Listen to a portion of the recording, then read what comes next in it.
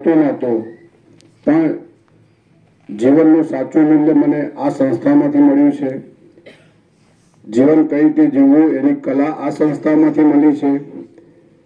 જીવનમાં કઈ રીતે આપણે ભગવાનને પામી શકીએ અથવા માનવતા જે છે સાચો ધર્મ માનવ ધર્મ જ છે અને ગમે એવા કપરા સંજોગોમાં પણ તમે કઈ રીતે સ્વસ્થ શાંતિમય જીવન જીવી શકો એ જો કોઈ શક્તિ મળતી હોય તો આ સંસ્થા આપણને પ્રદાન કરે છે। આ સંસ્થા જોડેથી મેં મારી લાઈફનો મારો સ્વભાવ બદલ્યો છે, મારી લાઈફ આખી બદલાઈ ગઈ છે। આ સંસ્થાનો જેટલો આભાર માનું એટલો ઓછો છે।